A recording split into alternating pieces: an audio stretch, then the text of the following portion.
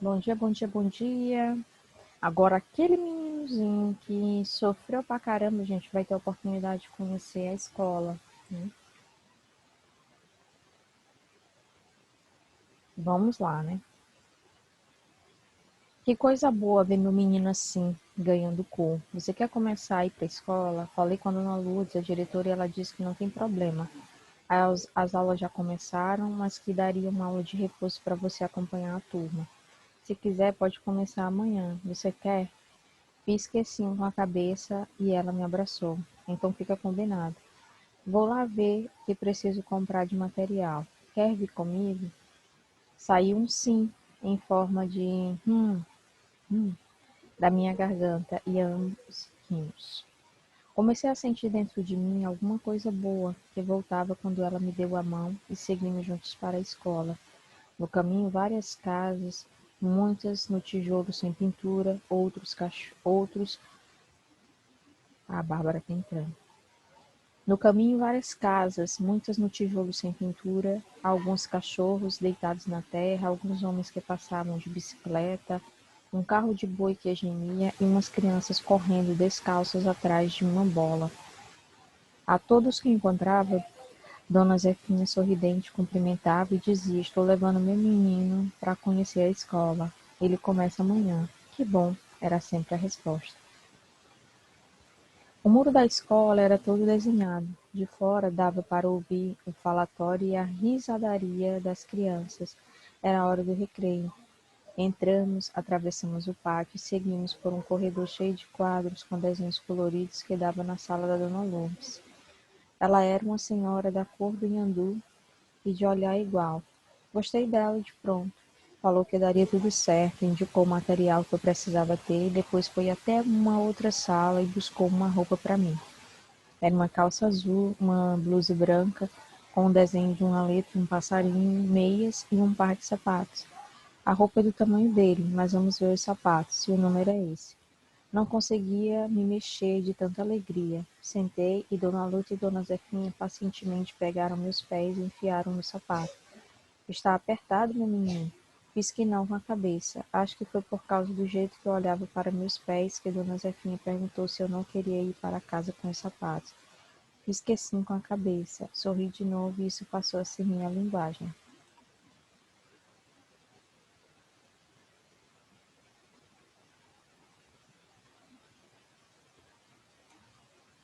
No outro dia, tive minha primeira experiência de acordar sendo chamado e feliz.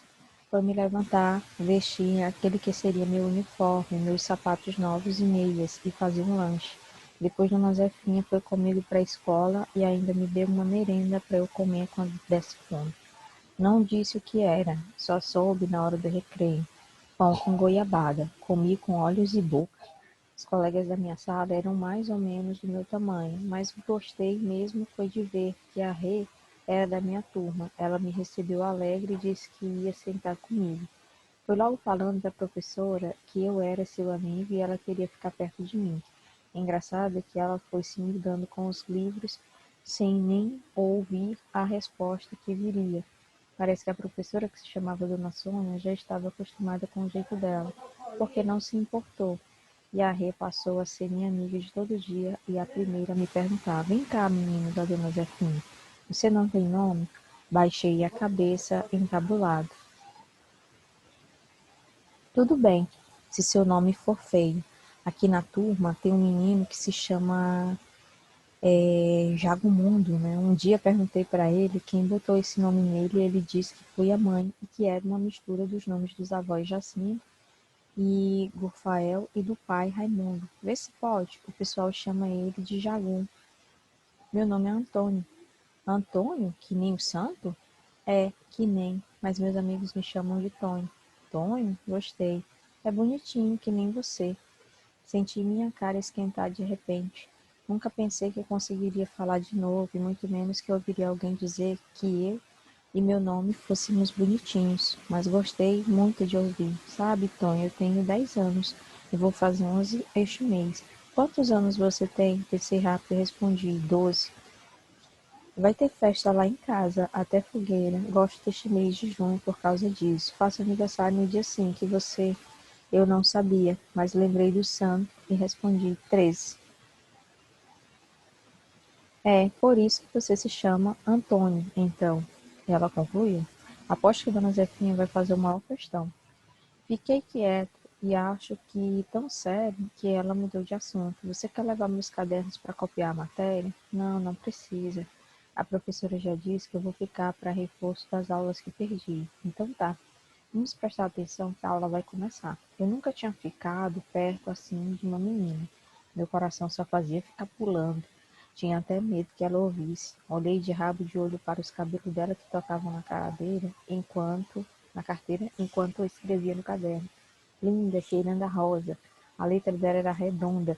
E em vez de pingo no i, fazia um coração. Achei aquilo engraçado. Pensava comigo quanto tinha a agradecer ao Yandu. Não fosse ele, não poderia estar na turma da Rê. Mudei rápido de pensamento. Tinha medo de lembrar muito. Precisava apenas dessa nova vida. A Rê passou a ser minha companhia constante e eu adorava isso. Tinha um jeito despachado e sempre uma opinião sobre as coisas. Mas apesar disso, nunca insisti em perguntas que eu não quisesse responder. De minha vida até ali eu não falava. Fomos crescendo assim, com um silêncio essencial entre nós.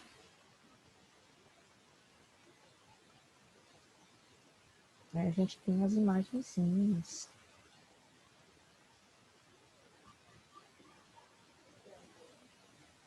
O tempo passou sem dores. Em 6 anos fiz amigos, como era Aldo, te amo. O careca que me ajudaram a reacreditar e a rir, que foi se tornando o grande amor da minha vida.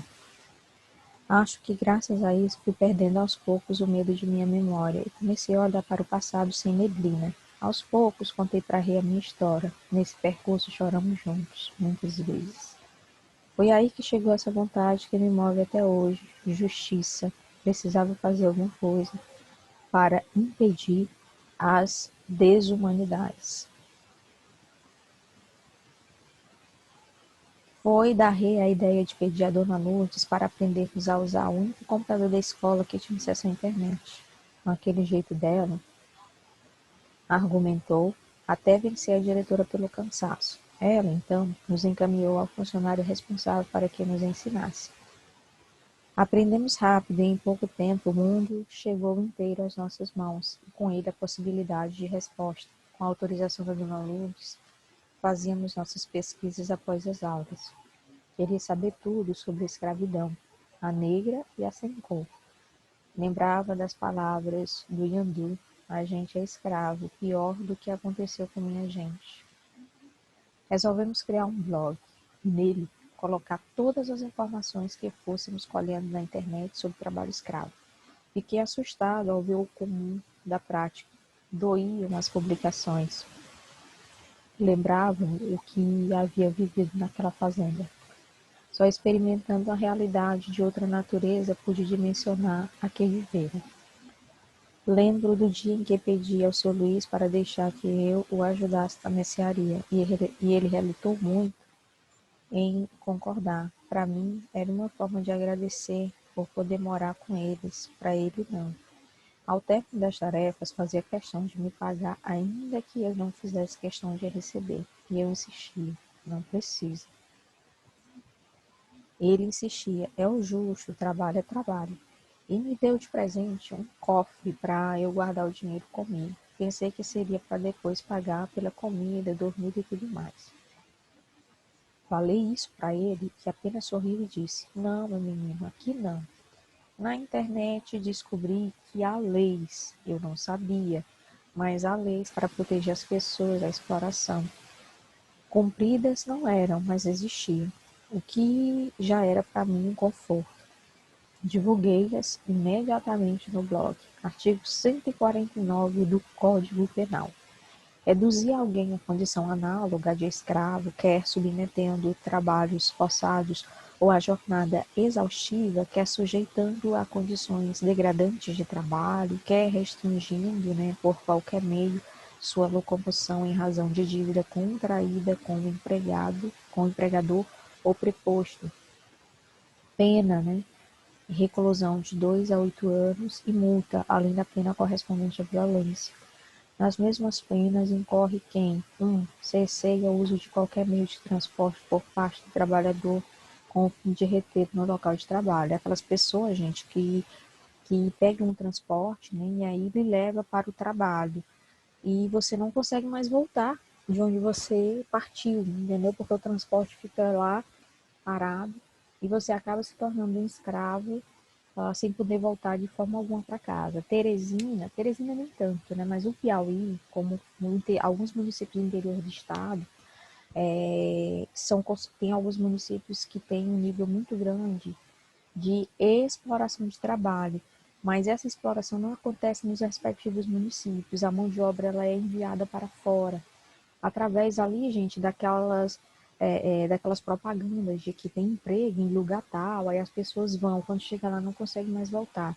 E por incrível que pareça, nós vivemos num estado onde é muito complicado, porque o estado já é pobre, né? A gente não vive num estado muito rico. Então a população muitas vezes do interior tem muito essa ideia de buscar emprego, né, em outros lugares para mudar de vida. E é nessa conjuntura que começam os assédios de grandes empresários, né, pessoas que têm grandes propriedades de terra, assediando essas pessoas no Piauí. Então, o Piauí hoje é um dos estados do Nordeste que tem uma concentração muito grande de mão de obra escrava. E muitas vezes essa mão de obra ela não está aqui, não, as empresas não são daqui, são empresas de fora que ludibriam o trabalhador daqui através de anúncios, propagandas. E aí as pessoas, por ingenuidade, acabam saindo do seu estado para trabalhar. E esses trabalhos muitas vezes são trabalhos análogos, né? São trabalhos aí ligados à escravidão mesmo. 2. Mantém vigilância ostensiva no local de trabalho e se apodera de documentos ou objetos pessoais do trabalhador com o fim de retê-lo no local de trabalho. Inciso 2º. A pena é aumentada de metade se o crime é cometido contra criança ou adolescente, por causa do Estatuto da Criança e Adolescente, tá, gente? E o 2, por motivo de preconceito de raça, cor, etnia, religião ou origem. Tratar as pessoas no ambiente de trabalho de forma diferenciada, simplesmente por terem raças diferentes, credos diferentes, cores diferentes, religião, ou ter origem, ter vindo de outro estado, empresa para trabalhar naquele respectivo local. Tudo isso é trabalho escravo, ou situações análogas à escravidão. Eles cometeram todos os crimes contra mim, João, Yandu, Zé Antunes e tantos outros. Punição alguma tiveram, não que eu tenha sabido. E eu queria saber. Falei para Rê que eu queria ajudar a achar esses gatos e os donos deles para botar na cadeia. Ela disse que ia junto. Para onde? A gente ainda não sabia. O que me movia era um misto de raiva e medo. Raiva do sonho usurpado e medo de me perpetuar escravo da raiva. Difícil conciliar justiça e liberdade. Desafio tênue das humanidades. Mas volto a dizer, tá, gente? Diante de todas as adversidades do nosso país, nós precisamos ter o senso de justiça. Hoje no Brasil as situações são tão estranhas que quem promove justiça é condenado pela população. Por populações que, principalmente no campo, eu vejo muito assim, sabe, gente? Porque eu sou apaixonada pelo direito, né? Então, assim, juízes que condenaram corruptos hoje são condenados pelos os adoradores dos corruptos. Então, assim, é uma situação tão complicada que a gente vive no Brasil que é necessário que a gente coloque os pés no chão, comece a raciocinar e por que que essas coisas acontecem, né? De as pessoas criminalizarem juízes que promoveram justiça, em vez de terem passado, né, pano ali na cabeça de políticos que roubaram muito, eles puniram. E hoje esses juízes perderam, né, o direito de saírem de casa, só saem escoltados, né? Isso é uma vergonha para um país chamado Brasil, né? A gente tem na história, vocês estão no 8º ano, quando vocês chegarem no ensino médio, vocês vão estudar a história da Lava Jato. Essa operação não tem só um juiz, né? Ela tem vários juízes federais de primeira instância, porque foram muitas pessoas envolvidas, né? Os procuradores investigavam muito, e os juízes tinham que julgar, claro, e não é só um juiz, né, da operação. Gente, muitos juízes perderam a sua liberdade, né? Passaram a andar com 15 seguranças, né, ou 15 policiais federais, e eram ameaçados de morte o tempo inteiro. Então, o senso de justiça tem que falar mais alto, né? Independente se muitas vezes você tenha medo, mas a justiça tem que ser para todos, não só para eita, a língua embolou, para pobres. Então a gente tem um país que é cheio de problemas e esses problemas são tão gigantes que a própria população, por falta de esclarecimento, né, são doutrinados a defender políticos. Eu lembro que lendo os livros, né, que eu comprei os livros da operação, os juízes passaram a ser condenados por alguns, por uma ala da população que, em vez de achar que o judiciário estava fazendo certo em punir quem roubasse, né, ficavam a favor de políticos. Então, até que ponto chega, e aí ele está falando do senso de justiça. Nós precisamos ter esse senso de justiça, né? Esse cachorro está latindo, não tem problema não, tá, gente? Porque ele está vendo alguém do lado de fora. Então, assim, nós precisamos ter esse senso de justiça. Né? O brasileiro, ele perdeu muito o senso da justiça, o senso de fazer as coisas corretas. O brasileiro passou muito a achar que o jeitinho brasileiro é correto. Não é. A gente precisa sempre fazer as coisas corretas, nem que para isso, gente, ou pessoas possam ser condenadas ou possam ser punidas, mas nós precisamos fazer a nossa parte. A nossa parte tem que ser feita da melhor forma possível. Nós precisamos ser corretos. Numa manhã, estava quieto com memória de neblina, quando a reapareceu com seu sorriso calmo e disse que tinha um presente para mim. Pediu que eu fechasse os olhos e colocou em minhas mãos um objeto, dizendo que eu segurasse na altura do rosto. Em seguida, começou a cantar baixinho. Menino que vem de longe, perdido na escuridão, foi o sonho de seus olhos que levou meu coração. Então eu disse, pode abrir.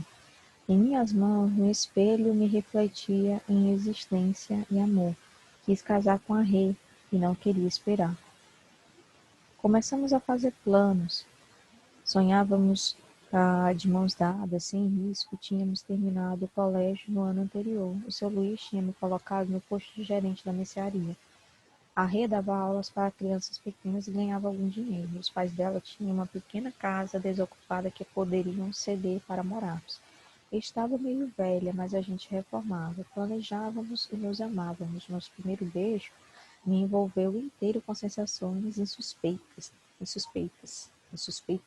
né? Eu não sabia o que fazer com a língua, nem com as partes do meu corpo que não obedeciam à razão. Acho que nem ela. Aos poucos fomos mapeando nossos corpos em áreas de desejo. Falei para o seu Luiz e Dona Zefinha que queria me casar com a Rê. Eles deram um sorriso largo de concordâncias e sugeriram que fosse lá na casa dela fazer o pedido de casamento aos pais dela. Sentia um frio por dentro, mas não falei nada. Como eu iria fazer isso? Falei que não sabia como fazer e Dona Zefinha disse que era simples. Disse que eu falo com a mãe da Rê antes e explico que meu menino quer casar com a filha dela. Aí ela deve marcar um almoço de noivado e você vai lá e pede a mão da Rê. Fiquei quase apavorado. Pedi a mão? Como se faz isso? Não tive coragem de perguntar e achei melhor falar com minha futura noiva. Como imaginado, a Rê descomplicou tudo. Disse que ela já tinha dito que a gente queria se casar e ninguém tinha dito não. E foi no meio do almoço que a dona Zefinha pediu silêncio que meu menino vai falar. Eu tremia e suava, mas os olhos de acreditar da Rê me deram coragem ali mesmo, me dissolvendo. Disse aos pais dela que queria me casar para sempre. E foi só abraço. Pensei na minha mãe, no meu pai, na minha avó Tônia e deixei as lágrimas chorarem inteiras dentro de mim. Eu não sabia que podia ser senhor do corpo, mas fui. Meio desajeitado, rodopiei abraçado a Rê. Gosto forte de felicidade. Ficou combinado que no dia 13 de junho seria nosso casamento. A Rê escolheu a data do que seria o seu aniversário. Dia do Santo Xará.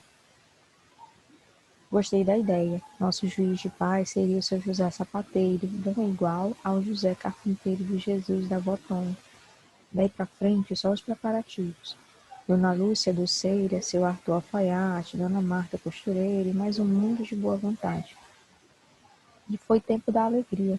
Descobri que era possível. Passei aí, depois do trabalho na mercearia, para nossa futura casa e fazer reformas. Aos sábados e domingos era mutirão. Os homens reformavam e as mulheres faziam a comida e ajudavam no que fosse preciso. Até as crianças participavam. A cidade inteira se casava conosco. Era a minha família transformada, renascida, multiplicada. Quando tudo ficou pronto, realizamos. A Rê, brandamente linda no seu vestido encantado, flores e véu. A cidade, em gala, a nosso lado, reconhecia o sentido da palavra alegria. É quando o mundo inteiro cabe no olhar da gente. Se soubesse, teria dito para o João, mas só agora descobri. Passamos a primeira e todas as demais noites na nossa casa, eu e minha mulher. Aos sábados, reuníamos os amigos para conversar sobre tudo, mas o ponto principal era sempre o de obter informações sobre fazendas que mantivessem trabalhadores em regime de escravidão. Nossa tarefa era encaminhar as denúncias para o delegado que se encarregava de comunicar ao Ministério Público. Uma noite recebi da Rei a notícia de que estava grávida, um filho meu, um filho nosso. Não sei o tempo que fiquei parado sem reação diante do seu olhar aberto. Um filho ou filha, alguém que se juntava a nós e nos envolvia no ela. Não sei por quanto tempo sorri, só sei que me ajoelhei acariciando seu ventre de filho bendito. Queria ficar ao lado dela, para sempre na inteireza e no olhar de meu pai. Tempo de espera e de carinho, ela se desajeitando para todo lado, numa barriga que crescia em direção a mim. Linda se achando feia, só de beleza se fazendo. Compramos um berço que ficou cheio de rendas e fitas em lençóis bordados por mãos de avós que vinham de todos os lados. O nascimento sob os cuidados da parteira Maria. Meu menino, nosso filho, Elo. Precisava ver minha mãe, minha avó Tônia, meus irmãos. Mais gente havia chegado na nossa família. Precisava mostrar o meu filho para sua bisavó, avó, tios, que nem sabiam sequer que eu ainda existia. Falei isso para a Rei, ela disse que ia junto, mas para onde eu não sabia. Minha memória de menina era muito pouca para lembrar. Comecei a recompor pedaços da infância para tentar localizar, em algum canto escondido, um sinal que me ancorasse. Foram dias de espera e busca. Arrisquei que eu podia ter vindo de uma cidadezinha a muitos quilômetros dali. Pelos meus pedaços de memória e pesquisa, vi que teria de pegar um avião para fazer o caminho de volta e depois por terra parte do caminho. Tínhamos nossas economias e com elas resolvemos seguir. Programamos nossa saída com a certeza de volta, com a certeza da volta. Foram muitas as despedidas, algumas choradas. Um carro nos levou até a cidade mais próxima, onde pegaríamos um pequeno avião com mais algumas pessoas. Memória chegando, medo ausente, a recalma com nosso filho nos braços, voz nenhuma. O zunido do motor do avião chegava a mim como canção dispersa. Não sabia o que encontraria ou se encontraria. Foi uma viagem curta, depois um ônibus completou o caminho. Havia em mim um arremedo de lembrança, um pontilhar de alguma coisa de cheiro, alguma coisa de verde, alguma coisa de telha partida, mato seco, chão de terra. Chegamos ao que seria a praça principal. Reconheci a velha igreja e as escadarias. Coração na boca, minha casa era perto. Na rua de trás, sim, na rua de trás. Gritei para o motorista, para o ônibus, ou para parar o ônibus. Peguei nossas bagagens e eu fui sendo levado pelo umbigo de volta à minha casa. A Rê, com nosso filho nos braços, sorria. Cheguei diante de um pequeno portão de madeira, abri devagar e caminhei até a porta. Não sabia se batia ou chamava. Um olhar por trás de cabelos brancos chegou à janela. Mãe, sou eu, Tônia. Seu pedaço perdido. Ela não saiu do lugar. A porta foi aberta por uma moça que me olhou de um jeito de querer entender e disse, entra. Fui até a janela onde estava minha mãe. Ela estendeu os braços e eu só fiz me aconchegar na dor de seus cabelos. Ficamos abraçados, nos reconhecendo. Depois lhe mostrei a Rei, nosso filho, que ela abraçou inteiros. Fiquei sabendo que a moça da porta era casada com um dos meus irmãos e que toda a história ali me ia ser contada. Perguntei pela avó Tônia. Silêncio. Estava morando em outro lugar. Fomos acomodados na casa de minha mãe. Não deu para contar Abraços e lágrimas, fui lembrando o nome de meus irmãos. Zito, Maneco, Dezinho, Anjinca, Toquinho. A caçula vim saber que chamava de Belinha, todos ali reunidos em torno de nós. A casa sem o chão de terra batida comportava pés calçados.